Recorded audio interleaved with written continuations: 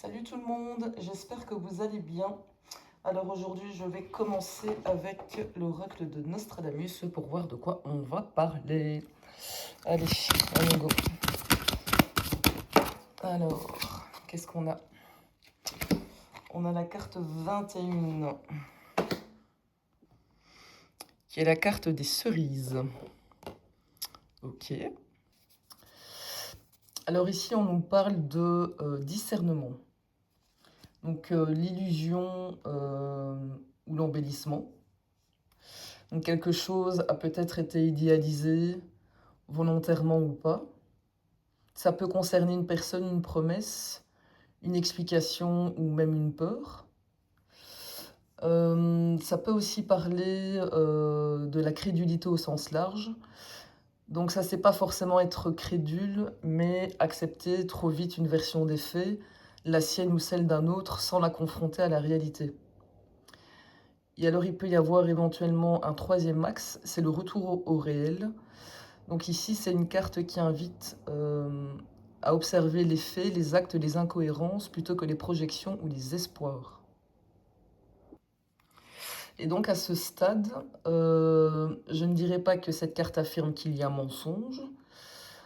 Je crois qu'elle invite plutôt à ne pas tirer des conclusions trop vite et à laisser les cartes suivantes justement précisées, donc on va les développer. Donc là, on va chercher à préciser où se situe l'illusion, qui est concerné et surtout quelle vérité cherche à émerger. Ok?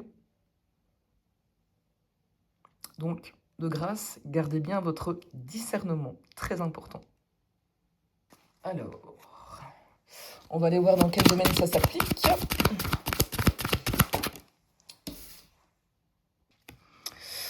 Alors, on a la carte du château. La carte du château, c'est un symbole de construction, de sécurité, d'ambition, mais aussi hauteur de vue. Donc ça peut représenter un objectif important, une position à atteindre ou une stabilité qu'on cherche à bâtir. En revanche, il y a quand même une nuance essentielle. Il met quand même en garde contre deux extrêmes. Le peureux qui n'ose jamais avancer et le téméraire qui fonce sans réfléchir. Alors le juste milieu, c'est d'oser, mais toujours en connaissance de cause. Et donc ensemble, ces deux cartes pourraient dire: commence par distinguer le vrai du faux, et ensuite n'aie pas peur de poursuivre ce qui compte réellement pour toi, mais fais-le avec lucidité plutôt qu'avec illusion. Ouais, ok. Alors, on continue. Où est-ce que ça nous emmène tout ça? Allez. Hop. Oh. Je vais la chercher. Hop. La carte de la rose. Ah ah. Alors, la carte de la rose, ça c'est une carte qui ramène à l'humilité, à l'amour et à l'équilibre. Elle vient tempérer le château qui pourrait pousser à vouloir conquérir coûte que coûte. Et donc son message à notre petite rose, c'est tu peux être fort sans devenir dur, tu peux avoir raison sans écraser les autres, et tu peux poursuivre un objectif sans perdre ton cœur. Donc vraiment accepter les conseils de ceux qui vous aiment. Et si je devais rassembler les trois cartes que vous voyez là, ne vous laissez pas aveugler par les apparences ou par vos propres projections. Clarifiez ce que vous voulez vraiment. Ayez le courage de vous en approcher, mais faites-le avec humilité, sans vous laisser entraîner par l'ego, la rancœur ou le besoin d'avoir raison. Ok. Alors, suivante. Bon, on sait toujours pas où ça nous mène, mais ça va venir. Allez.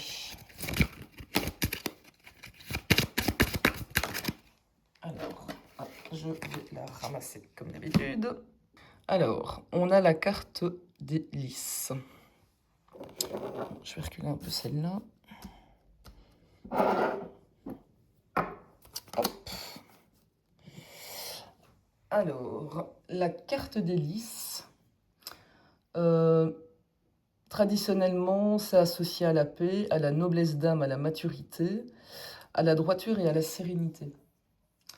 Donc, c'est pas une carte qui pousse à agir dans la précipitation, mais elle invite plutôt à laisser parler la qualité des intentions. Ce qui est assez frappant ici, c'est que les 4 cartes parlent finalement assez peu de gagner quelque chose, mais ça parle surtout d'une façon d'être. Et donc, moi, je les lis un peu comme ça, c'est...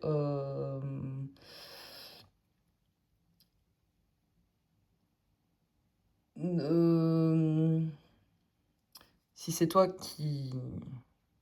Je vais y arriver, pardon. Si c'est à toi que parle ce message, ne te laisse pas tromper par les apparences. Identifie ce qui est vraiment important pour toi et avance avec courage mais sans orgueil. Garde ton cœur ouvert et reste fidèle à tes valeurs. Et c'est cette attitude qui t'ouvrira les bonnes portes. Ok. Bon. Alors, ça nous dit toujours pas où on va. Hop. Alors, c'est quoi celle-là? La carte du bouffon. Ok. Alors, la carte du bouffon, ce que tu redoutes peut finalement ouvrir une porte inattendue. Donc la symbolique du bouffon, c'est pas forcément un drame, c'est souvent un moment où on quitte une ancienne façon de vivre ou de voir les choses. Et le bouffon représente aussi le saut dans l'inconnu. On ne maîtrise pas tout, mais on avance quand même. Et là, en gros, toutes les cartes disent de se préparer intérieurement parce qu'un changement approche. Et la manière dont toi tu accueilleras ce changement sera aussi important que le changement lui-même. Bon, allez. Qu'est-ce qu'on a d'autre? Ah. Ah. Ah. Donc en début de tirage, ça disait de faire le tri entre l'illusion et la vérité. En plus, je vais y arriver, pardon. Ensuite, ça disait d'avancer avec courage mais sans orgueil et de garder son cœur et ses valeurs. Ensuite, on avait un événement un peu redouté qui peut finalement être bénéfique. Et là, le serpent intervient comme une mise en garde.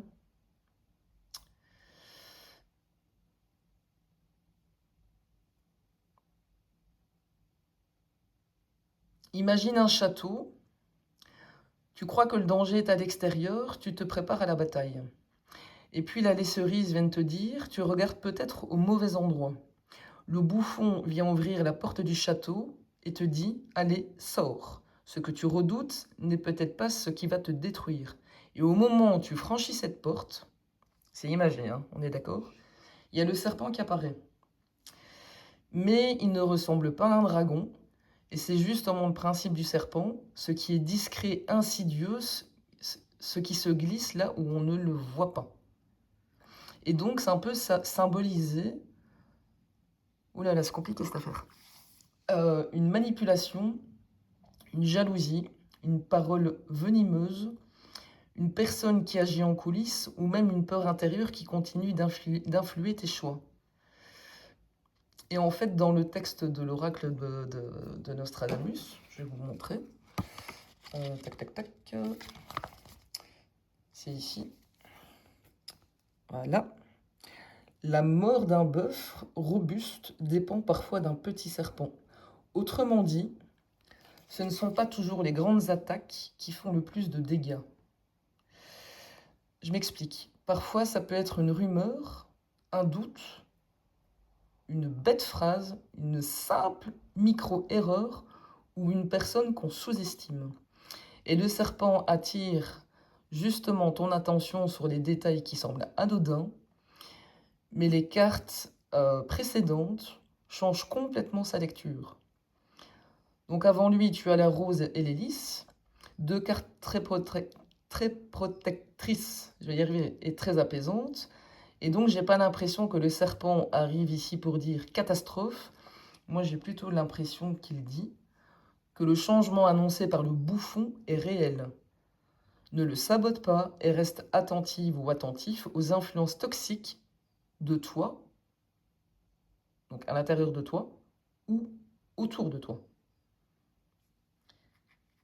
Et donc, si je devais en faire une lecture un peu romanesque, moi je dirais qu'il y a une vérité qui approche, que tu vas devoir quitter une ancienne manière de voir les choses, que quelqu'un ou quelque chose pourrait essayer de te faire douter, de te détourner de ton regard et de créer de la confusion. Mais si tu restes fidèle à ce que les 4 premières cartes t'ont appris, discernement, courage, humilité, intégrité, ce serpent perdra une grande partie de son pouvoir. Et le contraste est d'ailleurs très intéressant parce que le tirage commence par « sépare les illusions des vérités » et le serpent qui arrive là à la 6e carte, c'est comme si l'oracle disait « Voilà pourquoi je t'avais demandé du discernement dès la première carte. » Ok. On est encore parti dans une espèce de délire. Je vais boire une gorgée de café pour me donner un peu de courage. Ok. Alors, c'est quoi la vérité que tu ne vois pas encore dans cette situation? Je prends encore une ou deux cartes et puis je vais changer de jeu. On va les creuser. Allez, qu'est-ce que tu ne vois pas comme vérité dans cette situation? S'il veut bien, parce qu'il n'a pas l'air décidé à bosser là. Hop, allez. Allez, oula.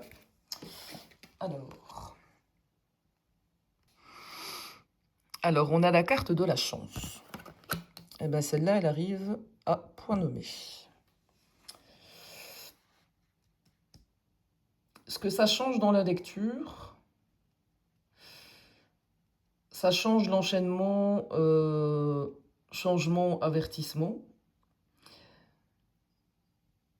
Et la première réaction qu'on pourrait se dire, c'est « ouf, ça sent le piège ». Mais la carte vient complètement casser ce réflexe. Et donc, symboliquement, ça pourrait dire que tu focalises peut-être sur le serpent alors que tu ne vois pas encore l'issue favorable. Autrement dit, le serpent existe dans le récit du tirage, mais il n'en est pas la conclusion. Alors, dans le texte de l'oracle de Nostradamus, la carte de la chance dit « Heureux celui qui tire profit des actions stupides d'autrui ». Et donc ça, je ne la lirai pas comme une invitation à profiter des autres, mais je la comprends plutôt comme il arrive que les erreurs, les maladresses ou les mauvais choix de quelqu'un finissent par révéler une vérité ou créer une opportunité qu'on n'aurait pas eu autrement. Et donc, c'est une idée très différente de dire « tu vas gagner parce que quelqu'un va perdre ». Moi, je dirais que c'est plutôt, même si d'autres agissent maladroitement ou de manière discutable, ça ne t'empêche pas de trouver une issue favorable. Et donc là, le serpent est finalement encerclé que par des cartes positives, donc il garde sa fonction d'avertissement, mais c'est pas lui qui va dominer le tirage. Et donc, en gros, si je dois résumer,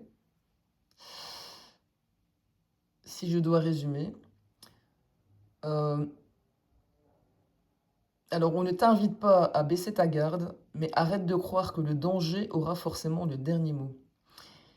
Il peut y avoir un obstacle, il peut y avoir une personne compliquée ou une situation délicate. Pourtant, ce que tu ne vois pas encore, c'est que le courant général du tirage reste favorable si tu conserves ton discernement et tes valeurs.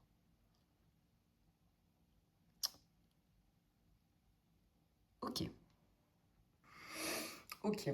Alors moi, ce que je voudrais bien savoir, c'est que représente le serpent dans ce tirage.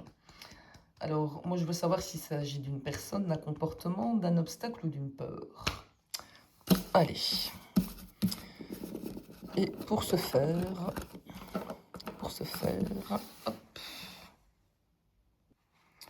Bon, si ça te parle, n'hésite pas à me mettre en commentaire. Bon. Je trouve ça déjà compliqué comme message. C'est pas évident. Allez.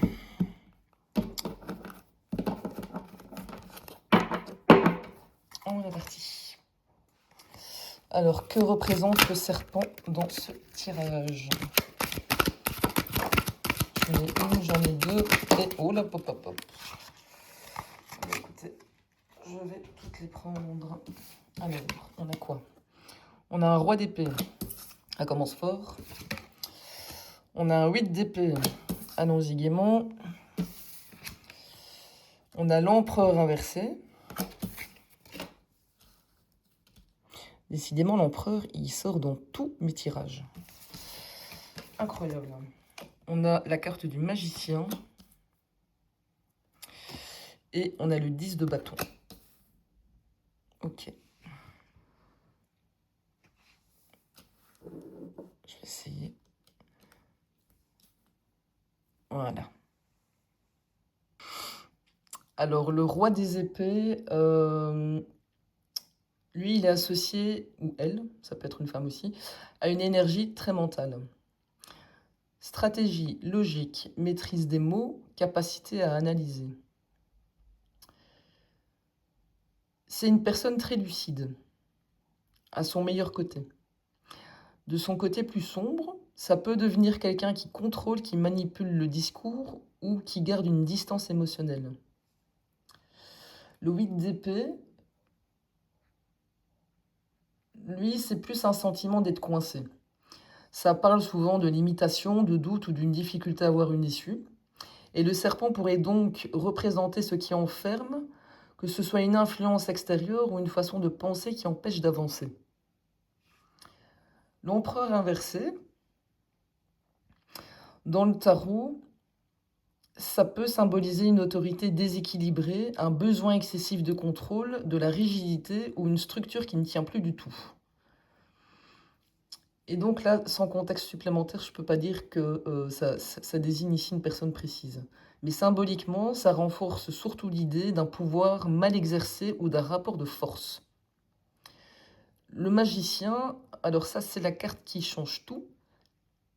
C'est celui qui apporte des ressources, de l'initiative et une capacité de transformer une situation. Et placé après l'empereur renversé, il suggère qu'il existe une manière de reprendre la main plutôt que de rester bloqué. Et là, le 10 de bâton parle quand même d'un poids important. Ça évoque une charge devenue beaucoup trop lourde en termes de responsabilité, de fatigue ou d'accumulation. Et donc, à la question que représente le serpent dans cette situation,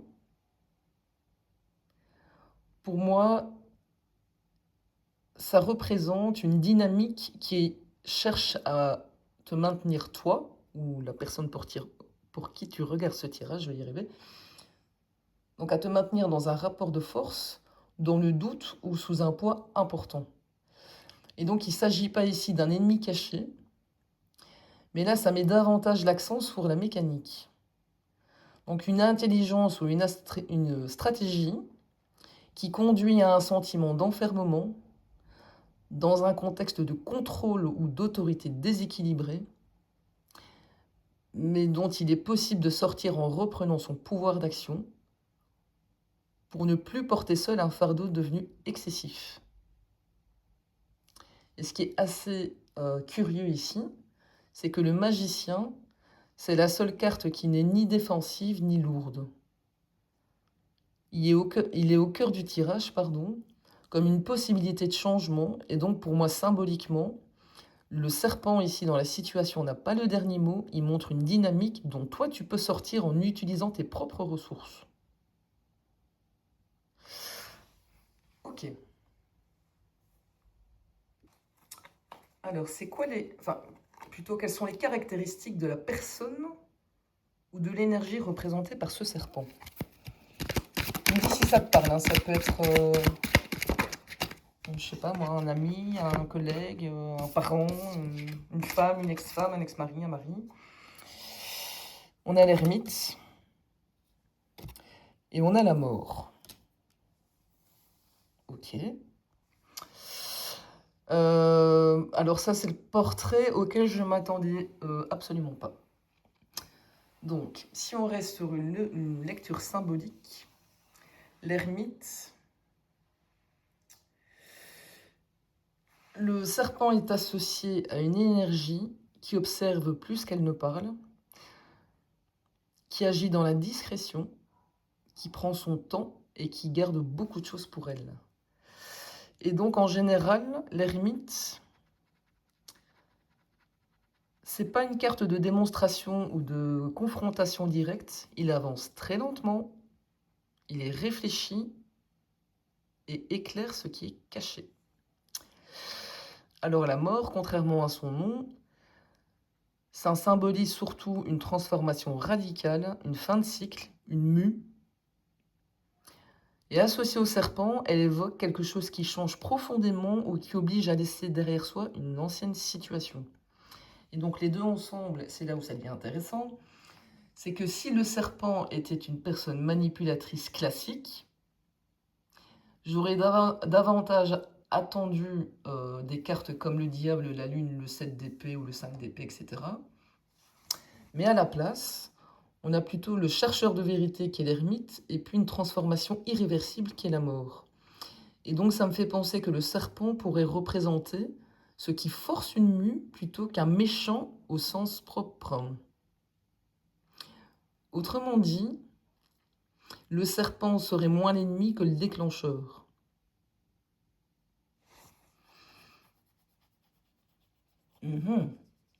Et donc, si on devait vraiment chercher un profil, ça pourrait correspondre à quelqu'un qui est réservé, solitaire, très difficile à lire, peu démonstratif et capable de couper net avec le passé.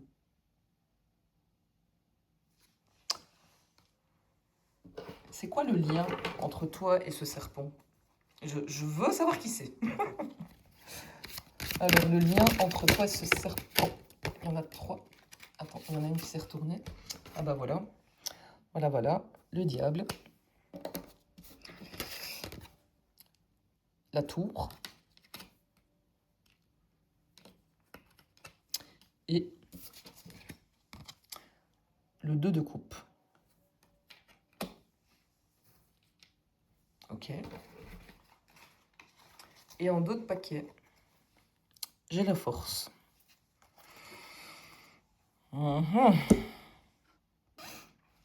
Alors, diable, tour, 2 de coupe, ça c'est une combinaison qui est assez costaude. Le diable, ça parle de lien d'emprise, d'attachement difficile à rompre, de manipulation possible, de dépendance, de pouvoir ou même d'intérêt mêlé. La tour, ça signifie la rupture, une vérité qui éclate, un effondrement d'une structure, une révélation ou une crise. Et dans le 2 de coupe, il y a un lien entre deux personnes, une alliance, un partenariat, une relation ou un accord. Et la force, c'est la capacité de maîtriser cette énergie sans entrer dans un rapport de force destructeur. Et donc ici, on parle d'une relation ou d'une alliance qui traverse ou qui provoque une transformation profonde avec un potentiel de rupture ou de révélation dans un contexte où il peut exister une forme d'emprise ou d'attachement difficile.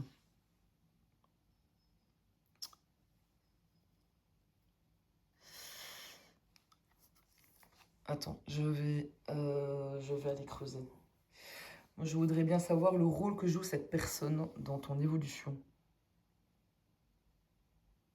Alors, attends, j'ai tapé dans ma caméra. Hop. C'est quoi son rôle dans ton histoire? Le page de pentacle inversé. Ok.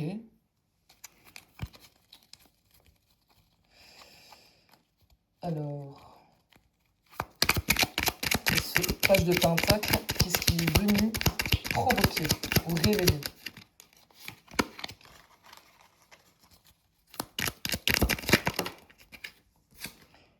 Il est venu révéler le 7 de bâton. Ok. La leçon de ce 7 de bâton.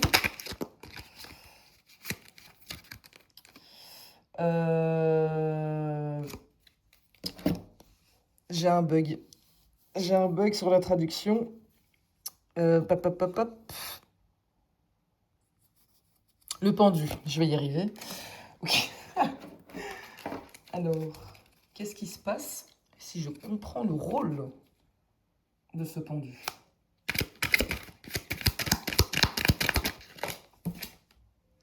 On a le 8 de bâton. Ok.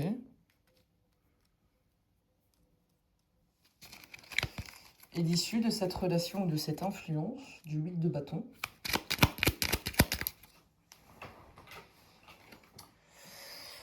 On a le 3 d'épée.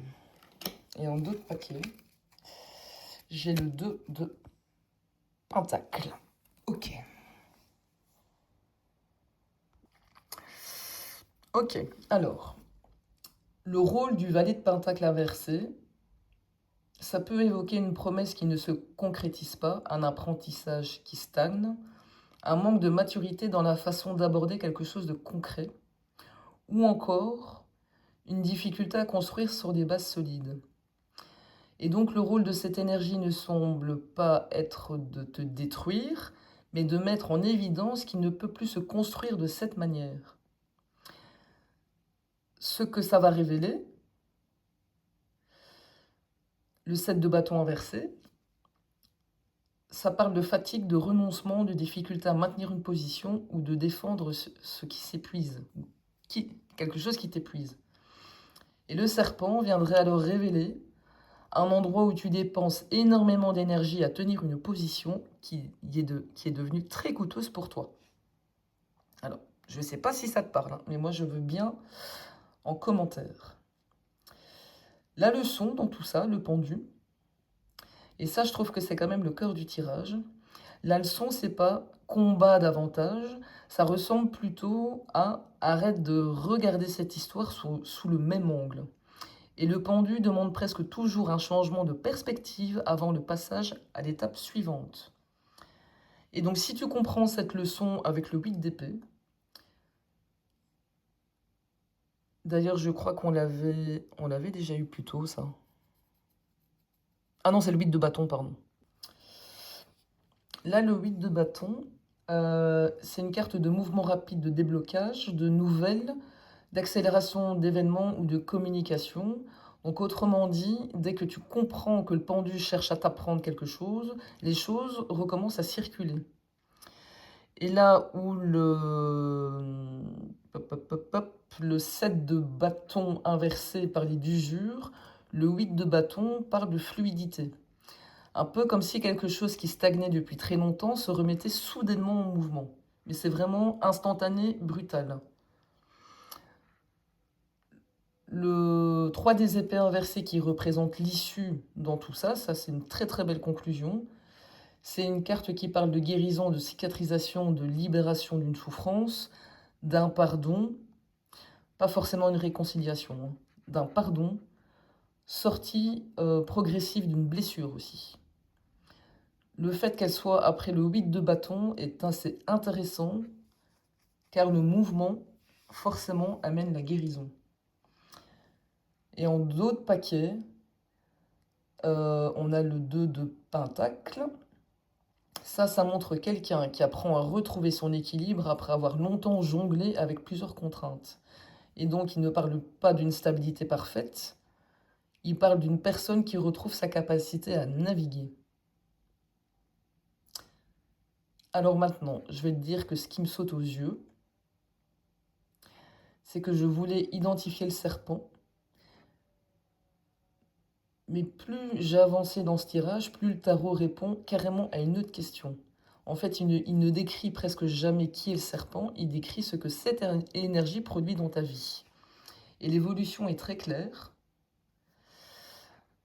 Quelque chose ne fonctionne plus, tu t'épuises, tu changes complètement de perspective, tout se remet en mouvement et tu guéris d'une ancienne blessure. Et donc, symboliquement,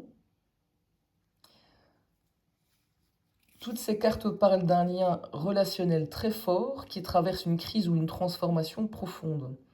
Elles ne disent pas à elles seules s'il s'agit d'une relation amoureuse, d'une association, d'une amitié ou d'un partenariat. Tu adapteras à ta situation.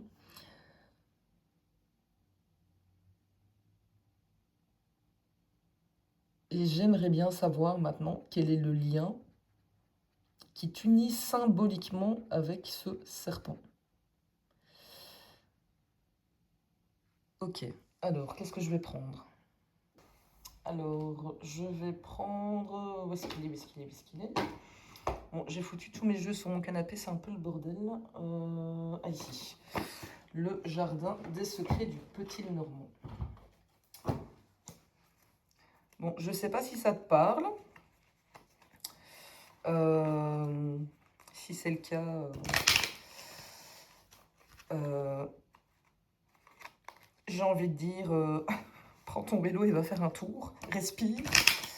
Ancre-toi. Je sais pas.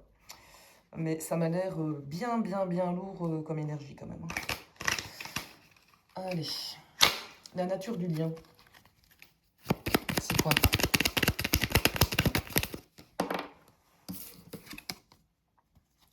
On a les poissons inversés. Ce qui vous relie, toi et cette personne, parce que a priori, de ce que je vois, il n'y a qu'une seule personne. La croix. Ok. Et ce que ce lien vient accomplir. Ah bah voilà. Les cigognes. Ou la cigogne. Et en d'autres paquets, j'ai la lune inversée. Ok. Alors, les poissons, ça parle habituellement de ressources, de ressources tout court, pardon, d'échanges, d'autonomie, parfois d'argent ou du monde professionnel. Et donc, renverser, c'est un peu symboliser un échange complètement déséquilibré, une dépendance ou un blocage dans la circulation de quelque chose, une relation où les intérêts ne sont plus du tout alignés, ou quelque chose qui ne coule plus de source.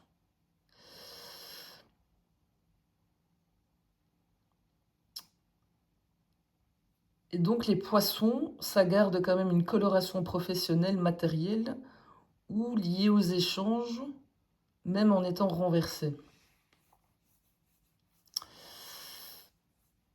Et donc moi j'ai tendance à dire que on est plus dans un domaine pro que domaine sentimental. Ok. Ce qui vous relie, la croix. Donc ça évoque une épreuve à traverser, un poids partagé, une responsabilité. Oups, pardon.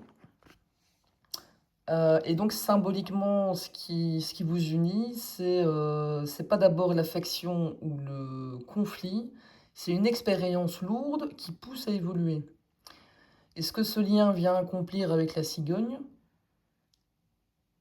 c'est une transformation, un changement, une transition, une évolution, un nouveau cycle. Et dans ce contexte-là, ça suggère que ce lien vient provoquer un changement. Donc il ne semble pas figé, mais il est là pour déplacer quelque chose, ouvrir une nouvelle étape ou faire évoluer une situation. Et alors avec le dos de paquet, avec la lune inversée, là la lune elle est liée à l'intuition, aux émotions, mais aussi à ce qui est flou ou mal perçu. Et donc renversée, ça peut symboliser une confusion qui se dissipe, la fin d'une illusion, ou, selon les écoles, une intuition à laquelle on a du mal à faire confiance. Et donc ça fait écho. Au tout début du tirage, on était déjà sur le thème du discernement. Et donc si je relis ce tirage-là au précédent, ce n'est pas tant qui est le serpent, mais quelle transformation cette dynamique déclenche-t-elle? Et ça, on va aller voir. Attends, je vais d'abord faire un peu de place parce que j'ai l'impression que je suis occupée d'emplacer tous mes trucs. Tac, tac, tac. Je mets sur pause pendant que je ronge et je reviens. Voilà, voilà. Alors, donc qu'est-ce qu'on disait? Je ne sais plus maintenant. Je sais plus. J'ai perdu le fil sur ma question. Oui, c'était ça là. On avait demandé quelle transformation cette dynamique va-t-elle déclencher, c'est ça. Attends, parce que là, j'en ai beaucoup trop qui sont sortis. Alors, guerre et violence. Je vais en prendre 3.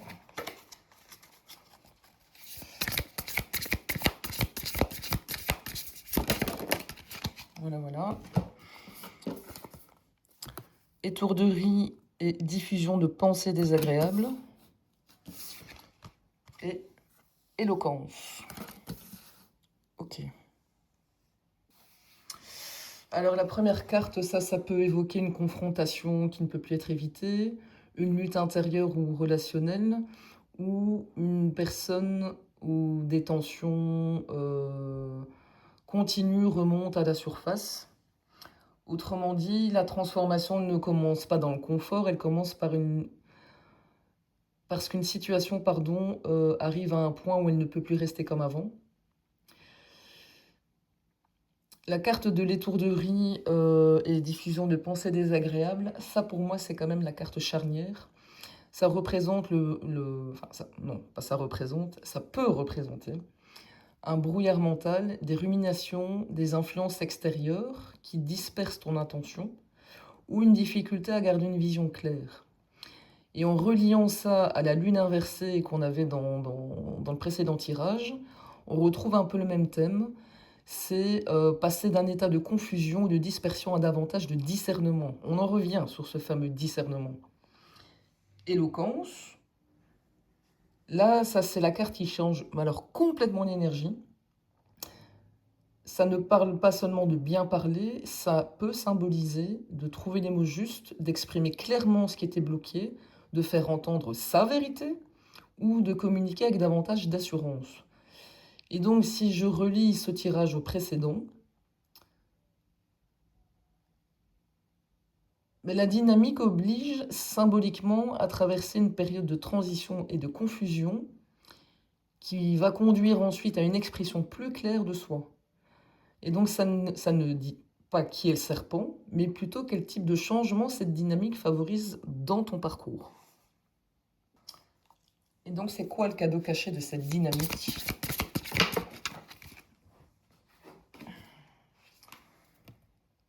La communication spirituelle. Ok.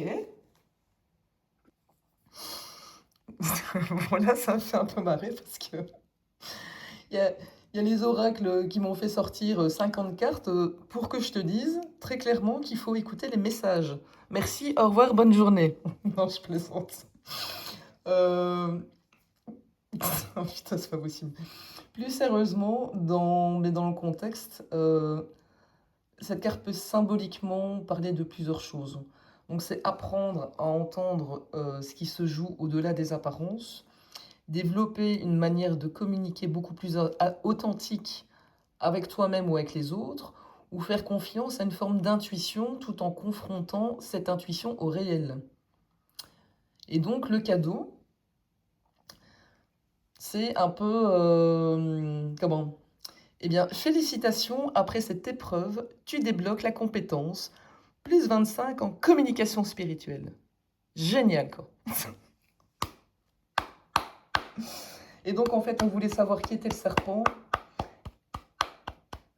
Et en fait, en gros, ben, on repart avec une mise à jour intérieure. Alors ça, c'est quand même, grand, quoi. Ok, bon. Bon, ben, je crois qu'on va s'arrêter là, hein. Je vais juste prendre un petit message.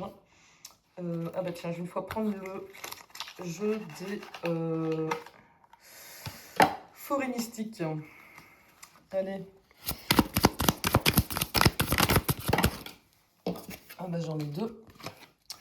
Alors, on a persévérance, tu as en toi le pouvoir de surmonter tous les défis et d'en ressortir plus fort. Fais confiance à ta résilience et à ta capacité de persévérer. Ad para perseverar. Ok. Et le commencement, il est encore temps d'ajuster ou de recommencer. Ressens la vie couler librement en toi. Tous tes souhaits peuvent se réaliser dans le potentiel créatif d'un nouveau départ. Bon, bah voilà, et ça clôture magnifiquement bien ce tirage. Bon, bah j'espère que ça t'a parlé. Et n'hésite pas à commenter, à liker et à partager. À la prochaine.